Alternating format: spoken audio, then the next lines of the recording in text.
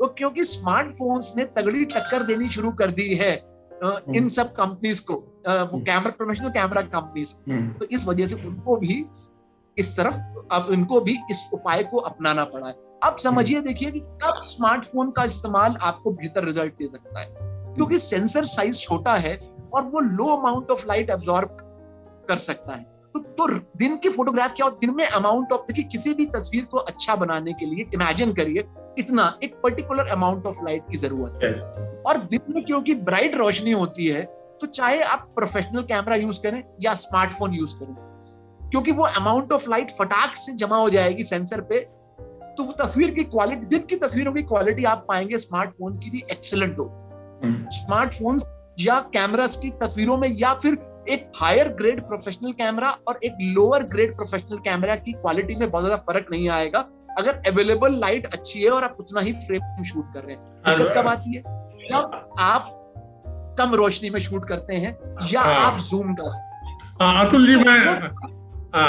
जी, मैं जब कई बार बहुत लेमैन को वर्कशॉप वगैरह में समझाता हूँ, हर तस्वीर को ठीक आने के लिए एक बराबर रोशनी जानी है उसमें, स्पॉट पे सब्जेक्ट में कम हो या सब्जेक्ट पे रोशनी ज्यादा हो, उसका कोई असर इसके साथ नहीं है। अगर वो कम रोशनी होगी तो आराम से उसको ऑब्जर्व करेगा, वो लेगा, वो अपने अंदर लेगा वो, और अगर तेज होगी तो उसको रोकता है ताकि ज्यादा ना आ जाए।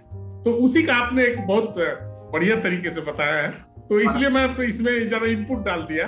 जो एकदम लेमैन है वो क्या सोचे, ये अभी मैं थोड़ा सा और ठीक से बता दूं, ये कि जब रोशनी आपके सब्जेक्ट पर कम होती है तो कैमरा स्लोली अंदर उसको लाइट को आने देता है, लेकिन जब तेज होती है तो फास्ट आता है। तो फास्ट आने से क्या होता है कि शेक होने के डर, कई बार होता है ना, क्लिक करते हुए आपने कैमरा हिला दिया या ऑब्जेक्ट जिसको आप शूट कर रहे हैं वो हिल गया, तो उस वक्त तो खराब हो सकता है कम रोशनी, लेकिन तेज रोशनी में झंझट खत्म।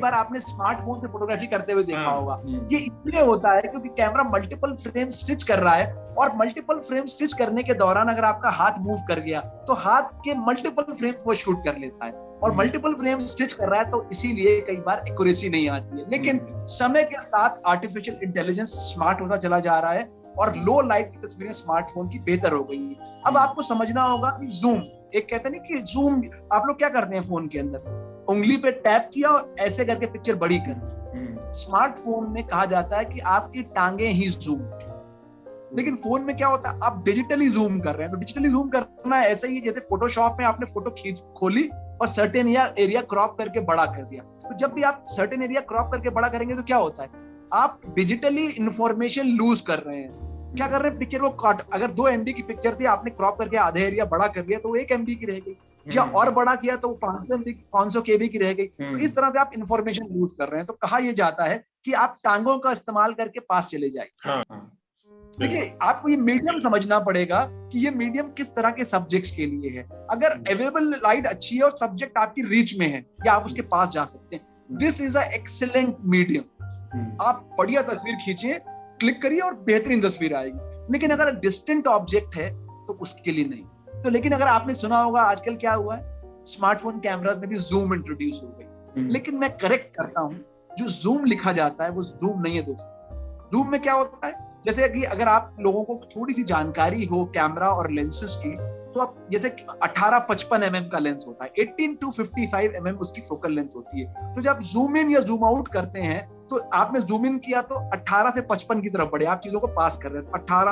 18, 19, 20, 21, 22, 23 रोटेट करते करते आप 55 mm तक जूम कर सकते हैं। लेकिन फोन में क्या होता है, एक लेंस आपने सेलेक्ट किया तो वाइड शॉट आ गया, दूसरा लेंस सेलेक्ट किया तो जूम हो गया। तो बेसिकली क्या कर रहे हैं, अलग अलग फोकल लेंथ के लेंसेज आप सेलेक्ट कर रहे हैं, आप जूम इन या जूम आउट नहीं कर रहे हैं। तो क्या किया है कि बेसिकली जो प्रॉब्लम थी कि बहुत वाइड शॉट चाहिए तो आपके पास सुविधा नहीं थी, तो स्मार्टफोन कंपनी ने एक वाइड एंगल लेंस डाल दिया। आपको जूम चाहिए तो 2x का जूम डाल दिया। मैक्रो शॉट करना है तो फोन के अंदर मैक्रो शॉट की भी फैसिलिटी दे दी गई। लेकिन एक चीज मैं आप लोगों को कहना चाहूंगा, अगर आप ये वैसे अगर आपको ऑनलाइन शेयरिंग करनी है तो ये जो अलग अलग लेंसेज हैं दे आर गुड एनफ। लेकिन मैंने खुद 18x36 तक मतलब बड़े साइज के प्रिंट्स भी बनवाए हैं जो कि बेहतरीन रोशनी में क्लिक किए गए स्मार्टफोन कैमरा की पिक्चर्स है। 3 फीट दूर से देखने पर आप ये कह नहीं सकते कि वो स्मार्टफोन की पिक्चर्स है। मैंने कई फोटोग्राफी सैलून्स पे भी उन्हें भेजा है। तो अगर आप ये चाहते हैं एनलार्जमेंट करना है तो मैं आपको रिकमेंड करूंगा जो प्राइमरी कैमरा है आपके फोन का। प्राइमरी कैमरा कौन सा होता है? देखिए, जो आपके फोन, अगर आपके फोन में मल्टीपल कैमरा सेटअप है, 4-5 कैमरास हैं, तो आपको कैसे पता चलेगा कौन सा प्राइमरी कैमरा है? तो जैसे ही आप अपने फोन का कैमरा ऑन करते हैं तो जिस कैमरा से व्यू दिखता है वो प्राइमरी कैमरा होता है और उसका रिजोल्यूशन दूसरे कैमरा से हमेशा बहुत ज्यादा होता है। 100 मेगापिक्सल का स्मार्टफोन आ गया है, तो क्या वो 12 मेगापिक्सल के कैमरा, SLR कैमरा को टक्कर दे सकता है? देखिए दोस्तों, ये गिमिक है। मेगापिक्सल एक गिमिक है बेसिकली। कैसे? मेगापिक्सल का इकलौता कंट्रीब्यूशन है, जितना ज्यादा मेगापिक्सल उतनी बड़ी फोटो आप प्रिंट करा सकते हैं, या क्रॉप करके निकालेंगे तो डिटेल नहीं खत्म होगा। लेकिन इमेज की क्वालिटी क्या चीज डिसाइड करती है? वो है इमेज का सेंसर और इमेज का प्रोसेसर, जो कि प्रोफेशनल कैमरास में हमेशा बेहतर। तो अगर आप प्रोफेशनल काम करना चाह रहे हैं तो स्मार्टफोन से काम नहीं चलेगा। 5 साल पहले जब मैंने पहली बार स्मार्टफोन से तस्वीरें ली और जब तस्वीरें लेनी स्टार्ट करी और तस्वीरें अच्छी होती चली गई, तो मेरे साथी जो मेरे बगल में बैठा करते थे, उनका काम था, मेरे जिस न्यूज़पेपर के लिए मैं काम करता था, उनके लिए कलर करेक्शन करते थे। जितनी इमेजेस आती थी वो इमेजेस को फाइन ट्यून करते थे।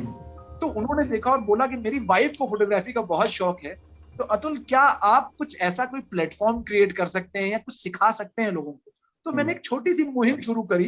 फेसबुक पे एक ग्रुप बनाया मोबाइलोग्राफर्स के नाम से। तो जब कैपिटल लेटर में मोबाइल फोटोग्राफर्स को मिला करके मोबाइलोग्राफर्स मैंने ग्रुप बनाया, और हम मोबाइलोग्राफर्स हर मंथ मोबाइल फोटो वॉक्स, जिसको मैंने नाम दिया मोबी वॉक्स, मोबाइल फोटो वॉक्स ऑर्गेनाइज करते हैं। तो बहुत सारे लोग, यंगस्टर्स और एक्सपीरियंस फोटोग्राफर्स, जिनको इस मीडियम से अच्छा लगा और हमसे जुड़े, और हम लोग हर मंथ कहीं आते, मतलब जमा होते थे, वहां तस्वीरें लेते थे। तो फायदा क्या होता था कि एज अ एक्सपीरियंस फोटोग्राफर हमने पास कैमरा से फोटोग्राफ क्लिक करने का एक्सपीरियंस था। तो जो नए लोग पहली बार स्मार्टफोन तस्वीरें ले रहे थे, वो हमें जब प्रैक्टिकली ट्रीटमेंट, कैसे सब्जेक्ट को ट्रीट किया जाता है, क्योंकि क्या होता है, नया आदमी जब सड़क पे निकलता है पहली बार, तो शायद लोगों की तस्वीर लेने पे घबराता है, वो दूर से खींचने की कोशिश करता है। वो सब प्रैक्टिकल लर्निंग उनकी शायद हमारे साथ हुई। तो इस तरीके से ये मुहिम बढ़ती चली गई और 25-30 हजार लोग हमारे ग्रुप में शामिल हो गए। हमने इंटरनेशनल मोबाइल फोटोग्राफी सैलून्स भी ऑर्गेनाइज किए। तो इस तरह की चीजें रही। तो बेसिकली इस मीडियम की, देखिए, एक चीज समझिए कि एक खास बात मैं आप लोगों को बताना चाहूंगा। जो प्रोफेशनल, मैं 2 कैटेगरीज में बांटता हूँ फोटोग्राफर्स को भी, मोबाइल फोटोग्राफर्स को। एक है जो एडवांस मोबाइल फोटोग्राफर्स हैं और एक एमेचर मोबाइल फोटोग्राफर्स। देखिए दोनों में डिफरेंस क्या है। मैंने पहले बोला था हर क्लिक फोटोग्राफ नहीं। तो जब आप तस्वीरें ले रहे हैं तो कुछ खास चीजों का ध्यान रखा जाता है। 3 चीजें मैं कहता हूं, अगर आप ध्यान रखेंगे तो टेक्निकली 2 पार्ट में डिवाइड करते हैं, टेक्निकली और एस्थेटिकली। तो टेक्निकली क्या देखा जाता है? तस्वीर का एक्सपोजर। एक्सपोजर मतलब क्या होता है? जो चीज आपको जैसी दिख रही है, कैमरा से तस्वीरें लेते समय करीब करीब उतनी ही ब्राइट दिखनी चाहिए आप। तो कई बार आप तस्वीरें ले रहे होते हैं पर ज्यादा ओवर एक्सपोज, मतलब ज्यादा सफेद हो जाती है, या अंडर एक्सपोज मतलब काली हो जाती है। तो तरीका क्या है?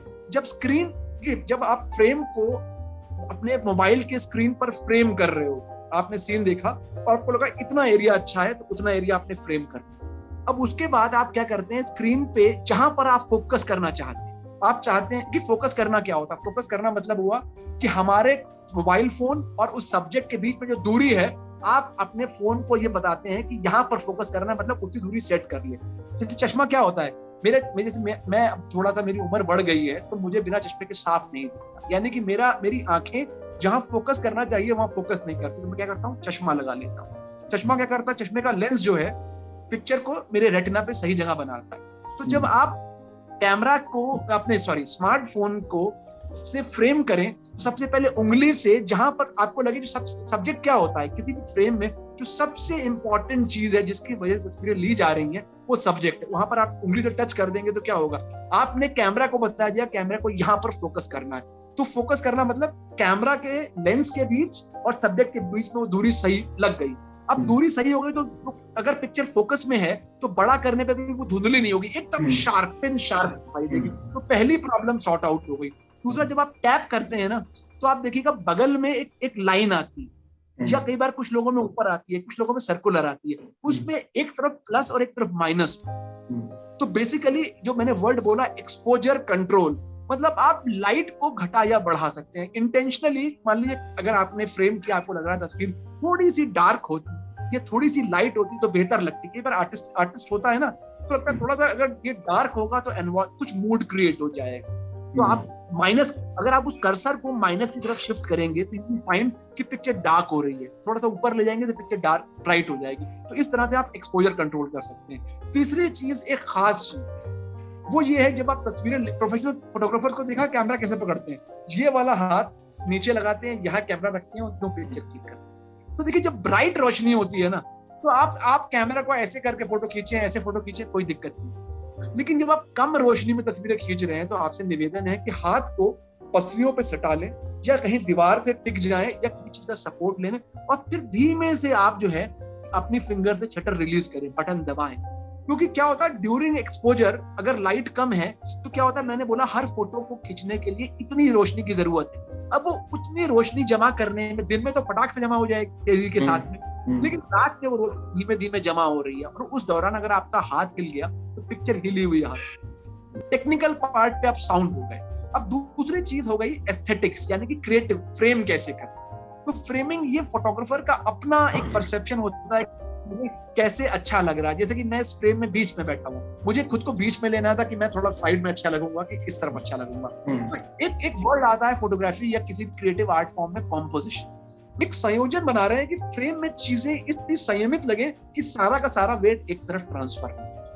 इतनी चीजों का ध्यान रखेंगे तो आपकी तस्वीर काफी बेहतर आएगी। अब क्रिएटिव पार्ट में मैं एक चीज और बोलूंगा आपसे कि आप जब चीजें लेना तो आप फोटोग्राफर हैं, आपको चीजों देख करके कुछ एहसास होता है। चीज भाई देखिए, मुझको आम पसंद है, आपको केला पसंद होता है, तो आप सोचे कि मैं बड़ा फोटोग्राफर हूँ, मुझको आम पसंद है, आप भी आम खींचिए। क्यों भाई, आपको केला पसंद है ना, आप वो खींचिए और उसको बेहतर तरीके से खींचिए। तो कोशिश करिए जो चीजें आपको अपील करती हैं, क्योंकि उससे आपका जुड़ाव है, आपका एक्सपीरियंस है, आपका उसके लिए टेस्ट है। तो बिलीव मी, आप थोड़ा ध्यान देंगे तो उन चीजों की बहुत बेहतर तस्वीरें आप ले पाए। मैं आपको बताऊं एक सबसे बेस्ट ऐप, मैं कहता हूं ये ना फोटोशॉप का बाप है स्मार्टफोन फोटोग्राफर्स के लिए। और ऐसे बहुत से फोटोग्राफर्स जो फोटोशॉप के बहुत महारथी नहीं है और SLR कैमरास रखते हैं, उनको मैंने ये ऐप रिकमेंड करी और सिखाई है, और वो फोन में अपने SLR कैमरा की पिक्चर को कॉपी कर लेते हैं और इस ऐप के थ्रू एडिट करते हैं, जिसका नाम है स्नैपसीड,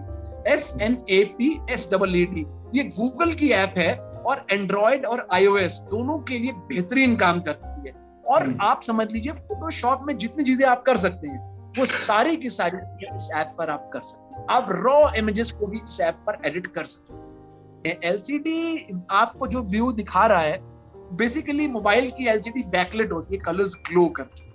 लेकिन जो आपका लैपटॉप, मैं कहूँ एक प्रोफेशनल लैपटॉप जो या डेस्कटॉप जो एडिटिंग के लिहाज से है, वो उसकी स्क्रीन आपको एक्चुअल कलर्स करीब करीब दिखा रही है।